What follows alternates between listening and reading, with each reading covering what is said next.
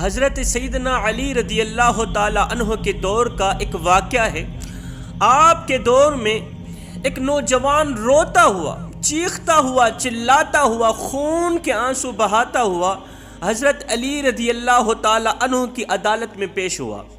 حضرت علی رضی اللہ تعالی عنہ نے جب اس کے چہرے پر پریشانیوں کے آثار دیکھے، مصیبتوں کے، گھبراہٹ کے آثار دیکھے، تو آپ نے پوچھا، اے نوجوان، آخر کس چیز نے آپ کو اتنا رلا دیا؟ کس چیز نے آپ کو اتنا تڑپا دیا؟ اب اس نوجوان نے کچھ اس طرح اپنی فریاد پیش کی۔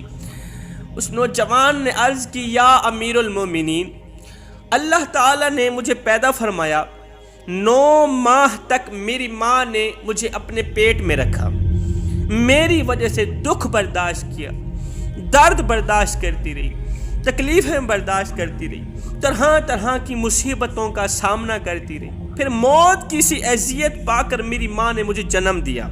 میں ماں کے شکم سے ماں کی گود میں آیا، 2 سال مجھے دودھ پلاتی رہی، اپنی رگوں سے خون نکالتی رہی، میری رگوں میں ڈالتی رہی، اپنے منہ سے نوالا نکالتی رہی، میرے منہ میں ڈالتی رہی، یہاں تک کہ وقت گزرتا گیا، خود کمزور ہوتی گئی، مجھے طاقتور بناتی گئی، میں بڑا ہوتا گیا۔ میرا ایک خواب تھا، سپنا تھا، میری خواہش تھی کہ جب میں بڑا بن جاؤں گا تو ماں کی خدمت کروں گا، جس طرح آج ماں میری فکر کرتی ہے۔ جب میری ماں بوڑھی بن جائے گی تو میں ماں کی فکر کروں گا، جس طرح آج ماں میری خدمت کر رہی ہے۔ جب میں بڑا بن جاؤں گا تو میں ماں کی خدمت کروں گا۔ حضرت، جیسے ہی میں بڑا ہوا، جب وہ خواہشات، وہ میرے خواب پورا کرنے کا وقت آیا تو میری ماں نے میرے اوپر ظلم ڈھانے شروع کر دی۔ میری ماں نے مجھے مارنا شروع کر دی، میری ماں نے مجھے پیٹنا شروع کر دی، ظلم کی انتہا کر دی۔ آج تو میری ماں نے مجھے دھکے دے کر گھر سے باہر نکال دیا، یہ کہہ کر مجھے گھر سے باہر نکال دیا کہ تو میرا کچھ بھی نہیں لگتا، میں نے تو تجھے پیدا ہی نہیں کیا، میں نے تجھے جنم ہی نہیں دیا، میں تیری کہاں سے ماں بن گئی؟ وہ ماں بننے سے انکار کر بیٹھی ہے، وہ کہتی ہے تو میرا کچھ بھی نہیں لگتا، میں تو ابھی کنواری ہوں، میں نے تو شادی بھی نہیں کی، تو مجھے ذلیل کرنے کی کوشش کر رہا ہے، آج کے بعد تو نے مجھے ماں نہیں کہنا۔ مجھے ماں کہنے سے اس نے انکار کر دیا۔ حضرت علی رضی اللہ تعالی عنہ نے اس کی روداد سنی، اس کی فریاد سنی۔ حضرت علی نے پوچھا کہ تیری ماں کہاں رہتی؟ اس نے کہا فلاں علاقے کے فلاں گاؤں کے قریب ہی ایک چھوٹا سا گھر ہے، وہاں پر میری ماں رہتی۔ حضرت علی رضی اللہ تعالی عنہ نے اپنے غلام کو بھیجا، جاؤ اس کی ماں کو علی کی عدالت میں پیش کرو۔ ایک شخص گیا اس عورت کے پاس، کہا تجھے حضرت علی رضی اللہ تعالی عنہ کی عدالت بلا رہی ہے۔ وہ سمجھ گئی کہ میرا مقدمہ علی کی عدالت میں پیش کر دیا گیا، اب مجھے وہاں حاضر ہونا ہی پڑے گا۔ اب اس عورت نے کیا کیا؟ اپنی سچائی کے لیے اس نے 40 جھوٹے گواہ اکٹھے کیے، ان کو پیسے دے کر، ان کو 40 جھوٹے گواہوں کو ساتھ لے کر، 4 بھائیوں کو ساتھ لے کر حضرت علی رضی اللہ تعالی عنہ کی عدالت میں وہ عورت پیش ہوئی۔ عورت عدالت میں سامنے کھڑی ہے، وہ نوجوان بھی سامنے کھڑا ہے۔ حضرت علی نے فرمایا، اے نوجوان، اب اس عورت کے سامنے وہ والے جملے دہرا، وہ والی روداد سنا جو اس کے آنے سے پہلے تو نے مجھے سنائی۔ اس نوجوان نے پھر سے وہی جملے دہرائے، کہنے لگا، حضرت، اللہ نے مجھے پیدا فرمایا، 9 ماہ تک میری ماں نے مجھے پیٹ میں رکھا، پھر موت کی سی اذیت پا کر اس نے مجھے جنم دیا، 2 سال تک اس نے مجھے دودھ پلایا، میری فکر کی، میرا خیال رکھا، اپنے منہ سے نوالا نکالتی رہی، میرے منہ میں ڈالتی رہی، اپنی رگوں سے خون نکالتی رہی، میری رگوں میں ڈالتی رہی۔ اب جب میں بڑا ہو گیا، اس نے مجھ پر ظلم ڈھانے شروع کر دی، مجھے مارتی رہی، پیٹتی رہی، آج تو حد کر دی، اس نے یہ کہتے ہوئے مجھے گھر سے باہر نکال دیا کہ تو میرا کچھ بھی نہیں لگتا، اور میں تو کنواری ہوں، میں تو شادی شدہ بھی نہیں ہوں، خدا کی قسم یہ میری ماں ہے۔ حضرت علی نے اس عورت کو مخاطب کرتے ہوئے فرمایا، اس کے جواب میں تو کیا کہتی ہے؟ اس عورت نے کہا، یا علی، یہ جو بدبخت نوجوان ہے میرا کچھ بھی نہیں لگتا، یہ مجھے ذلیل کرنا چاہتا ہے، میں تو پاک دامن عورت ہوں، یہ نوجوان کسی سے پیسہ لے کر مجھے برباد کرنے پہ تلا ہوا ہے، میں تو ابھی کما رہی ہوں، میں نے تو شادی بھی نہیں کی، یہ بچہ کہاں سے پیدا ہو گیا؟ حضرت علی نے فرمایا اے عورت، تیری سچائی کا کوئی ثبوت ہے تیرے پاس؟ کوئی گواہ ہے تیرے پاس؟ اس عورت نے آواز دی، 4 بھائی بھی اندر آ گئے، وہ 40 جھوٹے گواہ بھی اندر آ گئے۔ حضرت علی رضی اللہ تعالی عنہ نے ان گواہوں سے پوچھا، ہاں جی تم اس عورت کے بارے میں کیا کہتے ہو؟ سب نے ایک ہی جملہ دہرایا کہ یہ تو پاک دامن عورت ہے، اس کی تو ابھی تک شادی بھی نہیں ہوئی، بچہ کہاں سے آ گیا؟ یہ تو 5 وقت کی نمازی ہے، تہجد گزار عورت ہے، اور یہ جو نوجوان ہے یہ اس کو ذلیل کرنا چاہتا ہے، اس کو برباد کرنا چاہتا ہے کہ اس کے لیے کہیں سے کوئی اچھا رشتہ نہ آئے اور اس کی شادی بھی نہ ہو، یہ تو کنواری لڑکی ہے۔ حضرت علی نے فرمایا اے سرپرستو، آج جو فیصلہ میں کروں گا وہ تمہیں قبول کرنا ہوگا۔ انہوں نے کہا جی بالکل ہم قبول کریں گے۔ حضرت علی رضی اللہ تعالی عنہ نے اپنے غلام کو آواز دی، غلام جلدی جا 400 دینار لے کے آ۔ 400 دینار آ گئے۔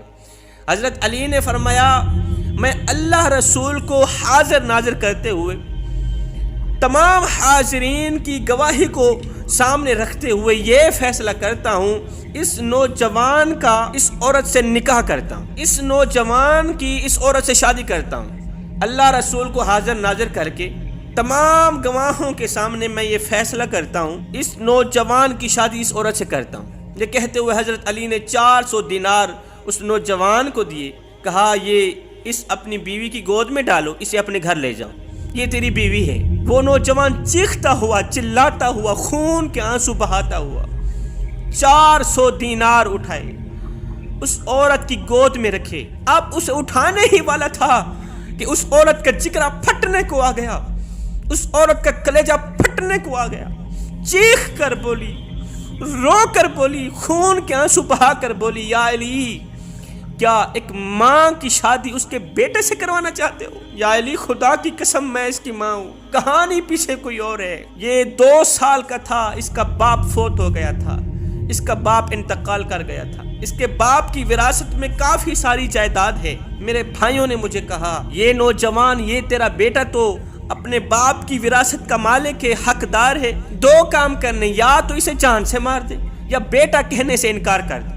تاکہ اس کے باپ کی جائیداد کے ہم ہی وارث بن جائیں، ہماری اولاد ہی وارث بن جائے۔ بس بھائیوں نے مجھے ستایا، مجھے یہ کرنے پہ مجبور کر دیا، خدا کی قسم میں اس کی ماں ہوں، اتنے بڑے گناہ سے بچا لو، میں اس کی ماں ہوں، یہ میرا بیٹا ہے۔ حضرت علی رضی اللہ تعالیٰ عنہ نے فرمایا او نادان عورت، جلدی توبہ کر، جلدی توبہ کر، نہیں تو اللہ کا عذاب برسے گا، کہیں تیری وجہ سے ہم سب عذاب میں نہ کچھ لے جائیں۔ اپنے بچے کو اٹھا گھر لے جا، اپنے نوجوان بیٹے کو گھر لے جا، تو اس کی جنت ہے۔ جس طرح تیرے حقوق اس نوجوان پر فرض ہیں، واجب ہیں، اسی طرح نوجوان کے حقوق بھی تیرے اوپر فرض ہیں، وہ حقوق تو نے پورے کرنے ہوگے۔ اگر اس کے تو نے حقوق پورے نہ کیے تو یاد رکھنا قیامت کے دن تم سے پوچھا جائے گا۔ اللہ کو ناراض نہ کر، اللہ کو راضی کرنے کی کوشش کر۔ حضرت علی نے فرمایا ابھی اور اسی وقت عدالت میں کھڑا ہر ایک شخص، وہ 4 سرپرست بھائی بھی، 40 جھوٹے گواہ بھی ابھی اور اسی وقت توبہ کریں گے، نہیں تو تمام کا سر تن سے جدا کر دوں گا۔ تمام لوگوں نے توبہ کی۔ حضرت علی نے فرمایا نوجوان بیٹے کو لے کے گھر چلی جا۔ امیر المومنین حضرت سیدنا عمر فاروق رضی اللہ تعالی عنہ کی عدالت میں ایک عورت کو پیش کیا گیا جس پر زنا کا الزام تھا۔ اس عورت نے بھی اعتراف کر لیا کہ میں نے زنا کروایا ہے۔ حضرت عمر فاروق رضی اللہ تعالی عنہ کی عدالت نے یہ حکم دیا کہ اس عورت کو رجم کر دیا جائے، اس عورت کو ختم کر دیا جائے۔ اب لوگ اسے رجم کرنے ہی والے تھے۔ عدالت میں حضرت علی رضی اللہ تعالی عنہ بھی موجود ہیں۔ حضرت علی رضی اللہ تعالی عنہ نے جب اس عورت کے چہرے کو دیکھا، عورت کے چہرے پر غمگینگی، پریشانی اور مصیبتوں کے آثار دیکھے، حضرت علی نے جب اس عورت کا چہرہ پڑھا تو حضرت علی نے فرمایا یا عمر، ایک لمحے کے لیے اپنا فیصلہ واپس لو، میں اس عورت سے کچھ پوچھنا چاہتا ہوں۔ ہو سکتا ہے کہ عورت اس معاملے میں مجبور ہو سکتا ہے یہ عورت گناہ کرنے پہ معذور ہو، میں اس سے کچھ پوچھنا چاہتا ہوں۔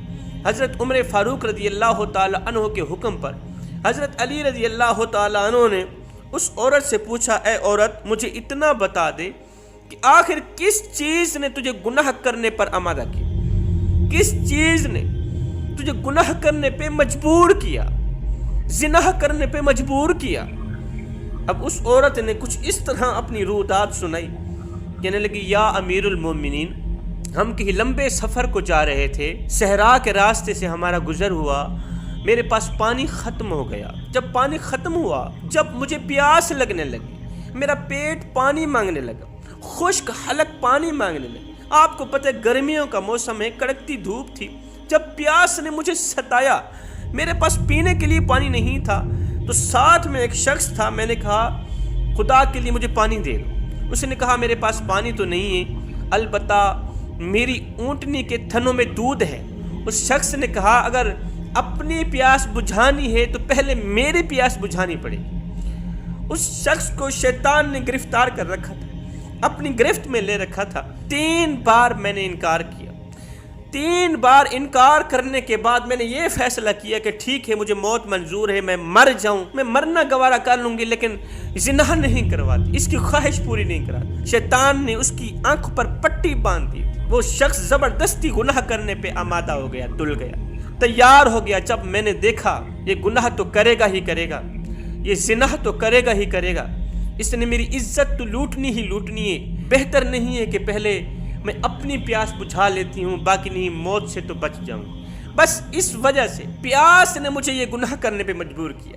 یہ سن کر حضرت سیدنا علی المرتضیٰ شیر خدا کرم اللہ وجہ الکریم نے فرمایا یا امیر المومنین، اللہ تعالیٰ قرآن مجید کے اندر ارشاد فرماتا ہے، جو شخص مجبوری کی حالت میں کوئی ایسی چیز کھا لے کہ دین کے معاملے میں اس کے لیے وہ چیز نقصان دہ ہو، کوئی ایسی چیز کھا لے کہ دین کے معاملے خواہ اس کے لیے وہ نقصان دہ چیز کیوں نہ ہو، مجبوری میں آ کر ضرورت کی حد سے تجاوز کرے تو اس پر کوئی گناہ نہیں، بے شک اللہ معاف کرنے والا اور رحم کرنے والا ہے۔ اس کے بعد حضرت سیدنا علی نے حضرت سیدنا عمر فاروق رضی اللہ تعالیٰ عنہ کو مشورہ دیا کہ عورت مجبور تھی، عورت کو پیاس نے ستایا ہوا تھا، عورت نے خود گناہ نہیں کیا، عورت کی پیاس نے گناہ کروایا، عورت نے خود زنا نہیں کیا، عورت کی پیاس نے، عورت کی مجبوری نے اسے گناہ کرنے پر تیار کیا ہے۔ لہٰذا میرا مشورہ یہی ہوگا، اللہ بھی اسی فیصلے پہ راضی ہوگا کہ اس عورت کو چھوڑ دیا جائے۔